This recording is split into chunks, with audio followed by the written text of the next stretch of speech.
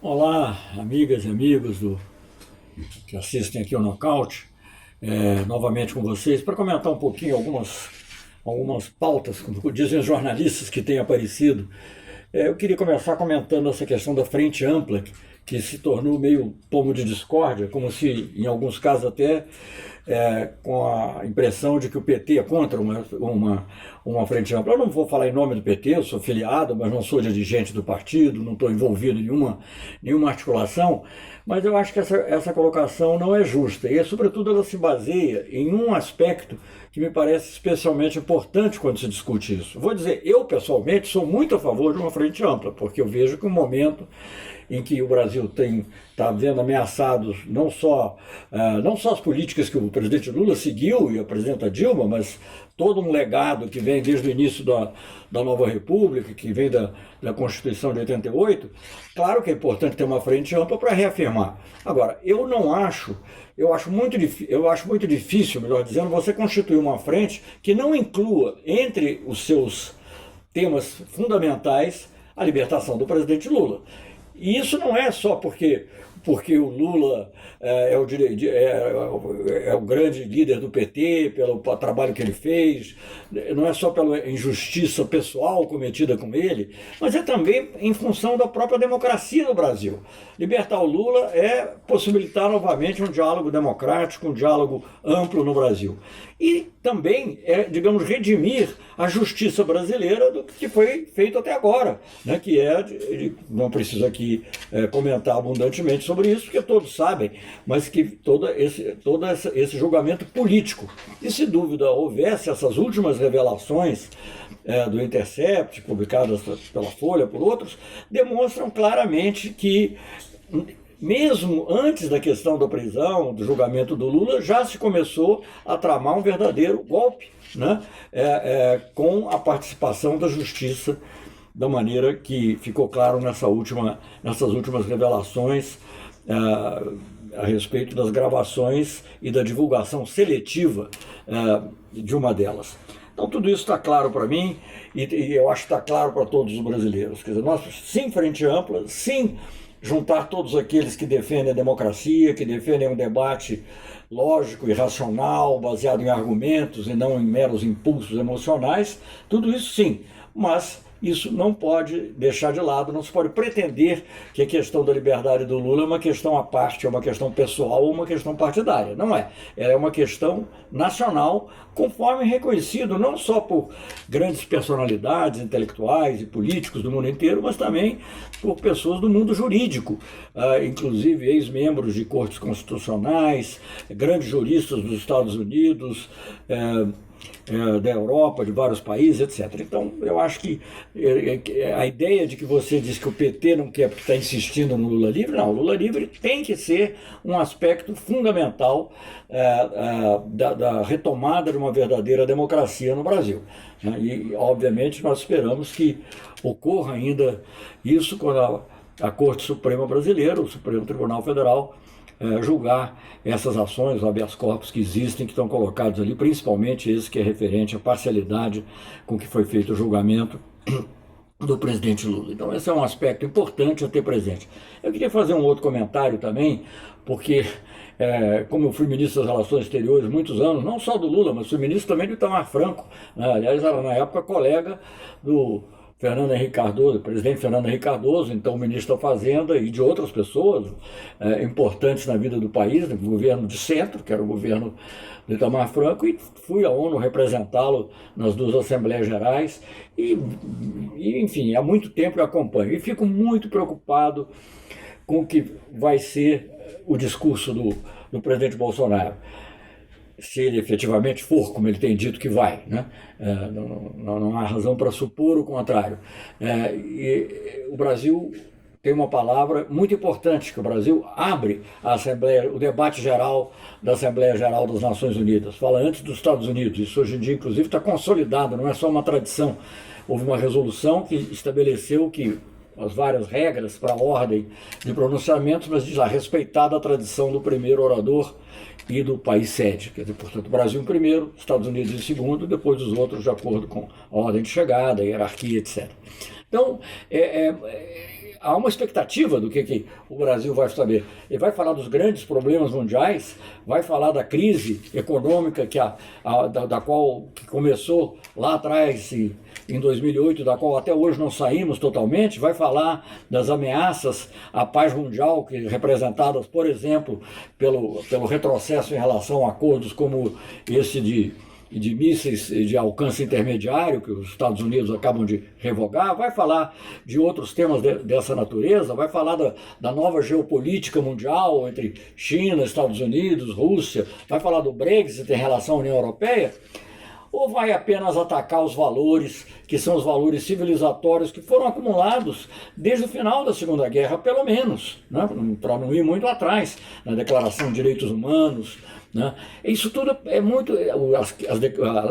As importantíssimas metas de desenvolvimento sustentável, que inclui, obviamente, a questão do clima e, portanto, direta e indiretamente tem a ver também com florestas e com a Amazônia.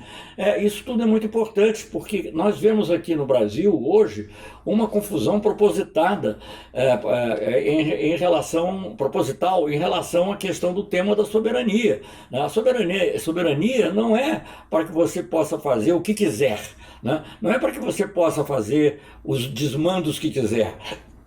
A soberania implica também você respeitar aqueles acordos internacionais aos quais que o seu país aderiu livremente, né? E respeitar esses valores civilizatórios. Nós vemos tudo isso ameaçado.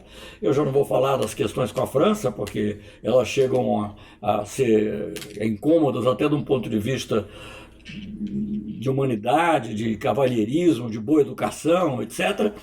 Mas a última declaração em relação à presidenta Bachelet, com ofensas à memória do pai, né, como um general que, ao contrário do que o general da Força Aérea, que resistiu ao golpe do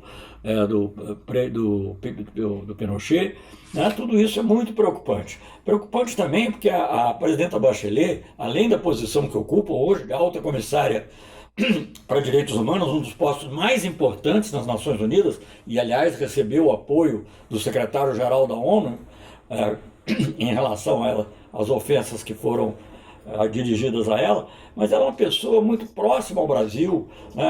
Eu, com o presidente Lula, tive a oportunidade de acompanhar várias das atividades, das ações da presidenta Bachelet. Ela na época presidia o que veio a ser o NASUL, mas a Comunidade Sul-Americana de Nações, e nessa qualidade ela presidiu o lado sul-americano, por exemplo, numa reunião com os países árabes. Eu me lembro do orgulho que eu senti como sul-americano de ver uma mulher, né, presidenta do Chile, né, foi antes da presidenta Dilma ter sido presidenta, uma mulher presidenta do Chile presidindo num país árabe, que a reunião foi no Catar. Né, aquilo era, digamos assim, uma verdadeira demonstração dos avanços civilizatórios que nós havíamos aparentemente obtido na nossa região. Então teve isso. Ela, na mesma época, participou muito da pacificação na Bolívia. Imagina, um país com o qual, inclusive, o Chile nem tem relações diplomáticas plenas, e, no entanto, eles têm um antigo conflito em relação à saída para o mar da Bolívia, enfim.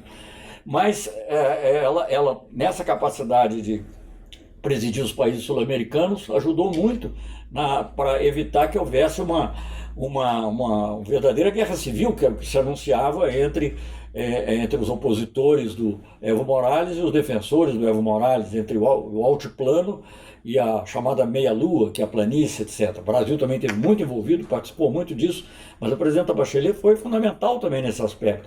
E continuou atuando. Eu a recebi como ministra da Defesa. Ela veio aqui visitar o Centro de Treinamento para Operações de Paz, no Rio de Janeiro. Eu recebi juntamente com o general Enzo Peri, que era o comandante do Exército. Por quê? Porque ela vinha estudar melhor a participação das mulheres nas operações de paz das Nações Unidas. Então, uma pessoa que tem conosco um contato, depois ela é médica de formação, grande defensora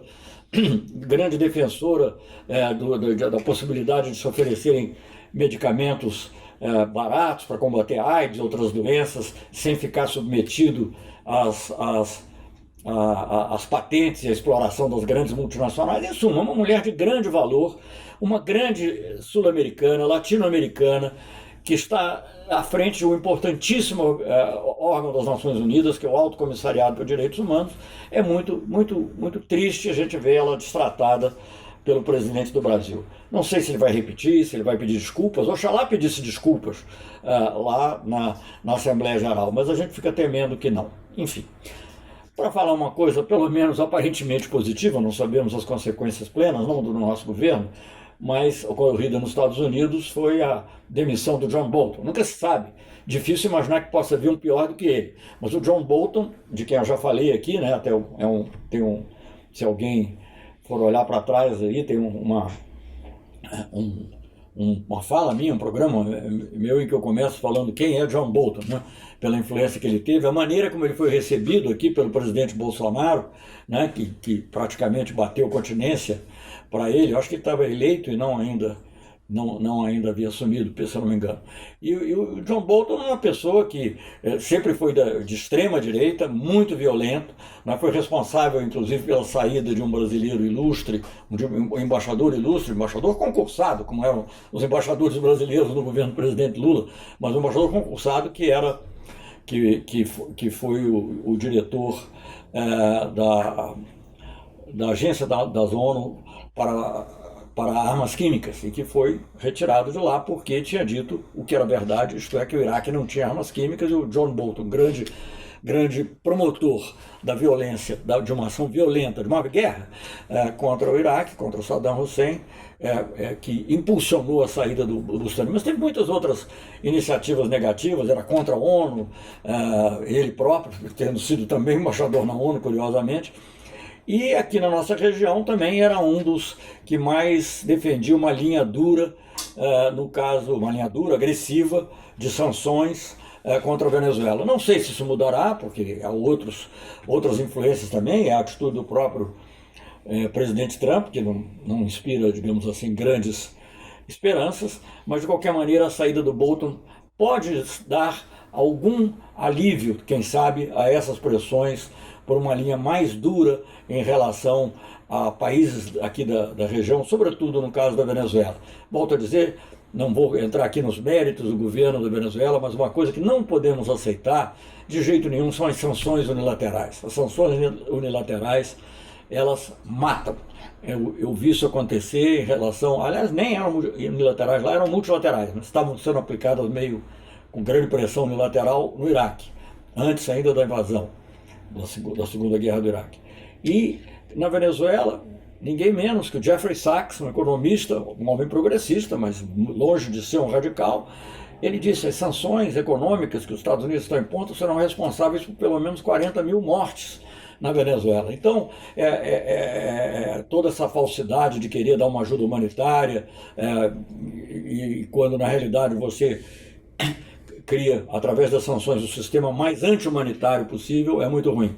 Será que a saída do John Bolton vai permitir que essa posição se flexibilize um pouco? Será que isso vai tornar, digamos, possível uma retomada de uma visão mais progressista, ou pelo menos mais plural, na América Latina? Não sei. Na América do Sul, na América Latina temos o México, que teve avanços importantes, vamos ter eleições importantes aqui no sul do continente. Evidentemente ficamos todos com grande expectativa em relação a todas elas, mas muito especialmente as eleições na Argentina, porque lá o candidato que era do peronismo, do kirchnerismo, tem larga vantagem, Alberto Fernandes, um homem obviamente progressista, mas também de visão aberta, e eu creio que isso poderá ter uma influência positiva também, como já houve no passado, em relação ao Brasil. Não podemos perder o otimismo, mesmo vendo todas essas coisas que têm acontecido.